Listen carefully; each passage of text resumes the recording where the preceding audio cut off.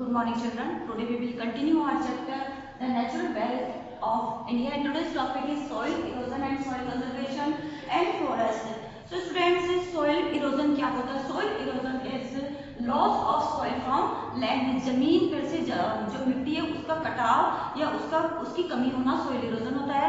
सीधे साधारण शब्दों में बताऊं तो भूमि क्षरण यानी मिट्टी का कटना, जमीन पर से मिट्टी का कटना soil erosion होता है. soil erosion के कारण क्या है? सबसे पहले तो जो प्लांट्स होते हैं वो जब हैवी रेनफॉल होती है तो प्लांट्स वाटर को एब्जॉर्ब कर लेते हैं और मिट्टी को कटने से बचाते हैं, मिट्टी पर अपनी पकड़ बनाए रखते हैं.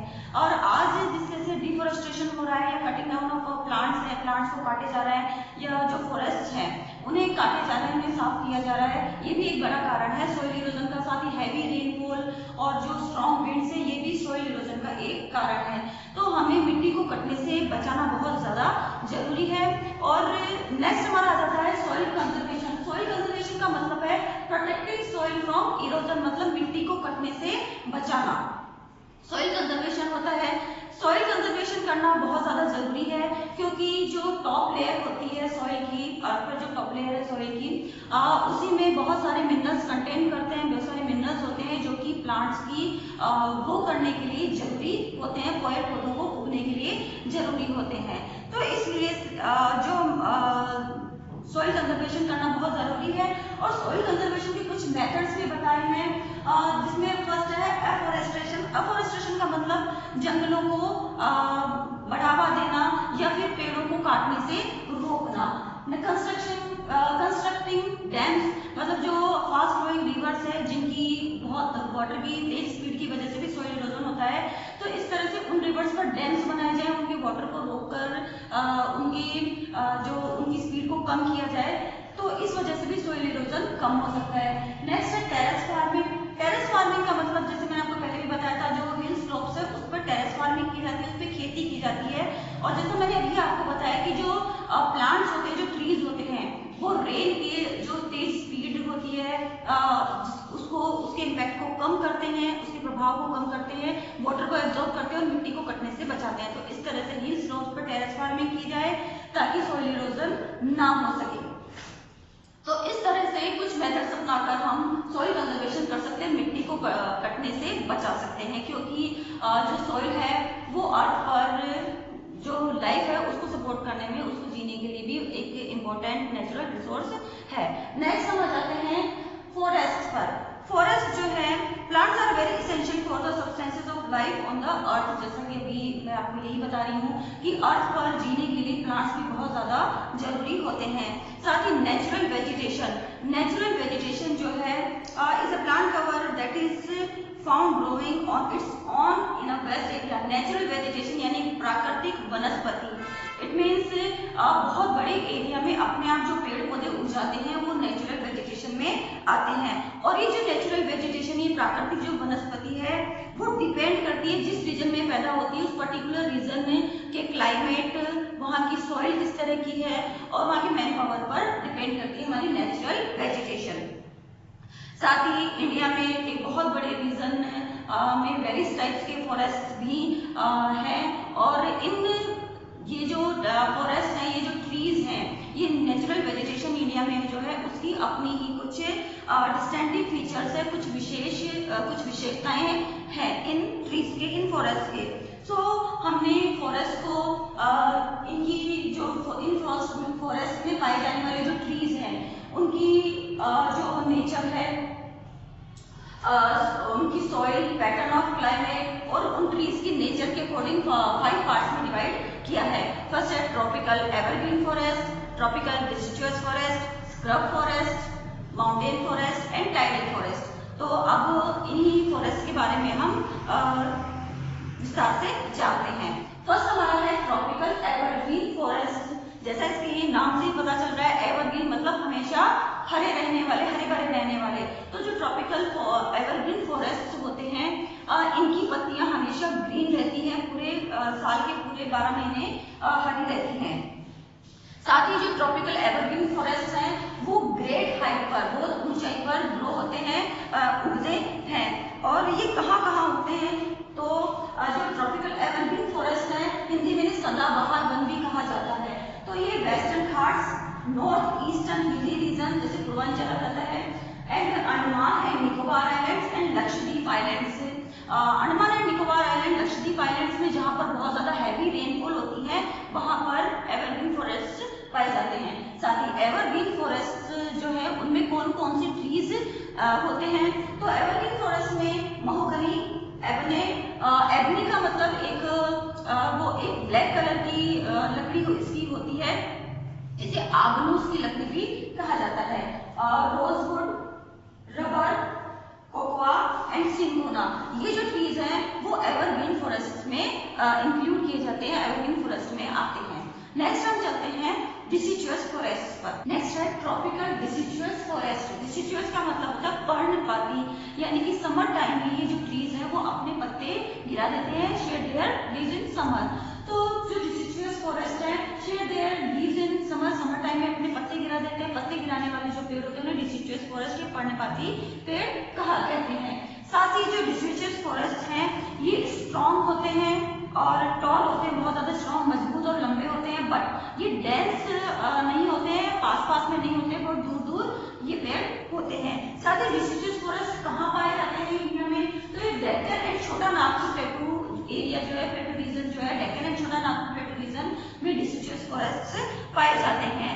एंड जो डिसिडुअस फॉरेस्ट है उनमें कौन कौन सी ट्रीज को इंक्लूड किया गया, कौन कौन सी ट्रीज इनमें आते हैं, तो इनमें आते हैं पीक, साल, शीशम, सैंडलवुड जिसे आप चंदन की लकड़ी के नाम से जानते हैं, एंड मायरोग्लन। मायरोग्लन का मतलब होता है आंवला।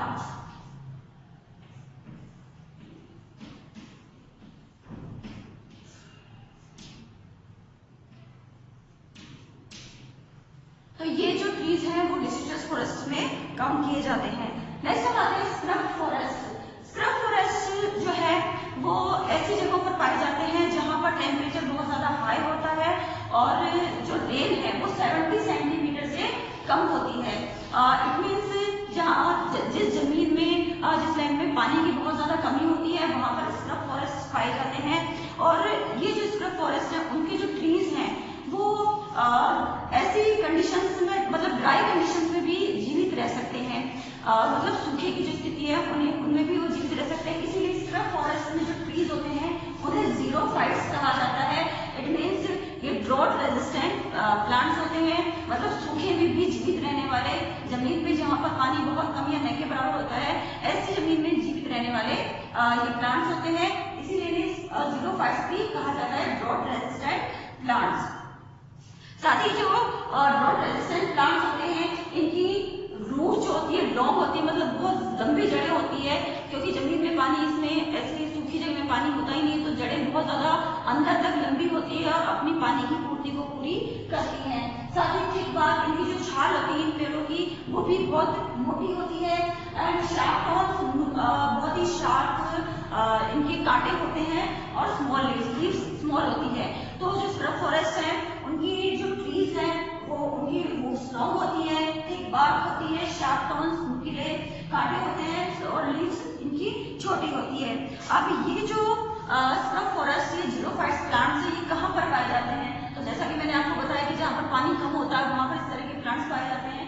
तो सबसे पहले तो है part of northern Deccan. Deccan प्लेटू का जो नदर्न पार्ट है वहाँ पर गुजरात, राजस्थान, पंजाब और हरियाणा में स्क्रब फॉरेस्ट पाए जाते हैं।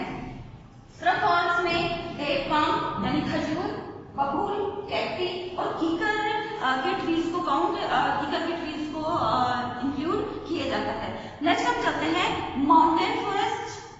माउंटेन फॉरेस्ट हिमालय रीजन में पाए जाने वाले जो फॉरेस्ट हैं उन्हें हम माउंटेन फॉरेस्ट के नाम से जानते हैं। जैसा कि हिमालय रीजन है तो इसका मतलब बहुत ज्यादा हाइट पे होते हैं, साथ ही वहाँ पे स्नोफॉल भी होती है। तो हिमालय रीजन में पाए जाने वाले फॉरेस्ट माउंटेन फॉरेस्ट होते हैं, और माउंटेन फॉरेस्ट में जो ट्रीज होती हैं वो tall, straight and conical in shape होते हैं, मतलब बहुत ज्यादा टॉल होते हैं, लंबे होते हैं और एकदम सीधे स्ट्रेट होते हैं, और कॉनिकल यानी इस तरह की शेप के ये होते हैं। और साथ ही इसलिए ये कॉनिकल शेप के होने की वजह से इन्हें कॉनिफियर्स भी कहा जाता है। साथ ही जो ये जो ट्रीज होते हैं माउंटेन फॉरेस्ट में पाए जाने वाले जो ट्रीज होते हैं उनकी जो लीव्स होती हैं वो भी निडल शेप की होती है। तो इनकी जो लीव्स होती है वो निडल शेप की होती है, जो स्ट्रॉन्ग विंड्स होती है, बहुत तेज हवाएं होती हैं, उनमें खड़े रहने के लिए हेल्प करती हैं, उनमें बिल्कुल ये स्ट्रेट खड़े रहते हैं। इसके साथ ही इन जो ट्रीज होते हैं, इन ट्रीज की जो ब्रांचेज होती है वो भी स्लोपिंग होती है, ढलान जैसी होती है, नीचे की साइड झुकी हुई होती है, क्योंकि ऑब्वियसली हिमालय रीजन में स्नोफॉल होती है, और स्नोफॉल जब इन पेड़ों पे स्नोफॉल होती है तो ये ढलान की होने की वजह से नीचे गिर जाती है और पेड़ों के ऊपर जमी हुई नहीं रह पाती है। और साथ ही इनके जो फ्रूट्स होते हैं वो भी अपने नेचर में वुडी होते हैं, साथ ही कोन शेप के फ्रूट्स होते हैं। अब जो ये माउंटेन फॉरेस्ट है, इनमें कौन कौन से ट्रीज होते हैं, तो इनमें है पाइन, चढ़ार, देवदार, चीड़ और फिर ये जो ट्रीज है वो माउंटेन फॉरेस्ट में काउंट किए जाते हैं। नेक्स्ट हम चलते हैं टाइडल फॉरेस्ट। टाइडल फॉरेस्ट जो है वो रिवर डेल्टास और जो कोस्टल एरियाज है वहां पर पाए जाते हैं। रिवर एरियाज और कोस्टल एरियाज जहाँ पर डेल्टास वगैरह बनते हैं, तो जहाँ पर ये टाइडल फॉरेस्ट पाए जाते हैं। टाइडल फॉरेस्ट को मैंग्रोव फॉरेस्ट भी कहा जाता है, तो इसमें कंफ्यूज होने की जरूरत नहीं है। अगर मैंग्रोव फॉरेस्ट आ जाए तो टाइडल फॉरेस्ट ही वो है। और इस जो ये टाइडल फॉरेस्ट है, इनमें जो ट्रीज होते हैं उनकी विशेषता होती है कि वो पानी में होते हैं, तो ब्रीथ के लिए, सांस लेने के लिए उनकी जो रूट्स है वो पानी के ऊपर आ जाती है। और इसके साथ ही जो गंगा और ब्रह्मपुत्र डेल्टा पे बना हुआ टाइडल फॉरेस्ट वर्ल्ड का सबसे बड़ा biggest tidal forest in the world है। तो गंगा और ब्रह्मपुत्र रिवर डेल्टा पे बना हुआ सुंदरबन टाइडल फॉरेस्ट वर्ल्ड का बिगेस्ट टाइडल फॉरेस्ट है। सो आई होप स्टूडेंट्स आपको सॉइल इरोजन, सॉइल कंजर्वेशन ये दोनों क्या होते हैं, सॉइल कंजर्वेशन किन किन मेथड से किया जा सकता है, साथ ही forest types of forest, evergreen, deciduous, scrub, mountain और टाइडल फॉरेस्ट, इनमें कौन कौन से ट्रीज होते हैं, इनकी क्या क्या विशेषताएं होती है, कहाँ कहाँ पर ये फॉरेस्ट पाए जाते हैं, ये समझ में आ गया होगा। If you have any problem then you can ask me. Okay student.